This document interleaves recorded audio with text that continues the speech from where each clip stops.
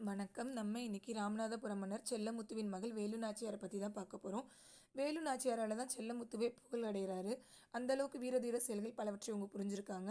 இவங்க சிவகங்கை ராமநாத மன்னர் மகளாக பிறக்கிறதுனால ஆங்கிலம், பிரெஞ்சு, உருது போர்க்கலைகள் அனைத்தையும் தேர்ச்சி அடைஞ்சு முத்துவடுகநாதரை கல்யாணம் பண்ணிக்கிறாங்க. இவர் யாருன்னா சிவகங்கை மாவட்டத்தோட மன்னர். இவங்களுக்கு அழகான பெண் குழந்தை ஒன்று பிறக்குது. அந்த குழந்தையோட பேர் வெள்ளச்சி நாச்சியார். இந்த காலகட்டத்தில் இவங்க நல்லா வாழ்ந்துட்டு வர காலகட்டத்தில் ஒரு பூஜை நிமித்தமாக காளையார் கோவிலுக்கு முத்துவடுகனார் போகிறாரு.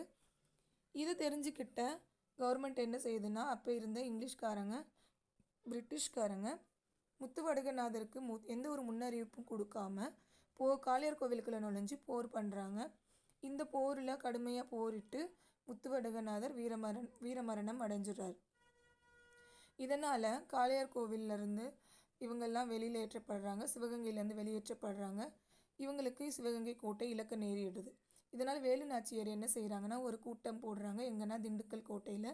இதுக்கு அமைச்சர் தாண்டவராயன், சின்ன மருது, பெரிய மருது இவங்க எல்லாம் அந்த கூட்டத்தில் முக்கியமான ஆட்களாக பங்கேற்கிறாங்க. இதில் என்ன பேசிக்கிறாங்கன்னா, ஐதர் அலி கிட்ட போய் உதவி கேட்கலான்னு பேசிக்கிறாங்க. அப்படி ஐதர் அலி கிட்ட சிவகங்கை நாச்சியார் என்ன செய்கிறாங்கன்னா, வேலு நாச்சியார் போய் அவங்க உருது மொழியிலேயே பேசுகிறாங்க. இதனால் ஐதர் அலி ரொம்ப சந்தோஷப்பட்டுறாரு. இதை சந்தோஷப்பட்டு அவங்க என்ன செய்கிறாங்கன்னா, அவங்களுக்கு 5000 குதிரைப்படையை கொடுக்குறாங்க. இந்த குதிரைப்படையோட வேலு நாச்சியார் என்ன செய்கிறாங்கன்னா, எப்போவுமே சிவகங்கை மாவட்டத்தில் இருக்கிற அந்த கோட்டையில் விஜயதசமி அன்னைக்கு மட்டும் என்ன செய்வாங்களாம், பெண்களுக்கு அனுமதி கொடுப்பாங்களாம். இதை பயன்படுத்திக்கிட்டு வேலு நாச்சியார் உள்ளே போயிடுறாங்க. இந்த நேரத்தில் இதை தெரிஞ்சுக்கிட்ட பிரிட்டிஷ்காரங்க உடையாளுன்ற பெண்கிட்ட போய் கேட்குறாங்க, எப்படி வந்தாங்க, எங்கே இருக்காங்கன்னு கேட்குறாங்க. உடையாள் அதுக்கு பதில் சொல்லாதனால அவங்கள கொன்னுடுறாங்க.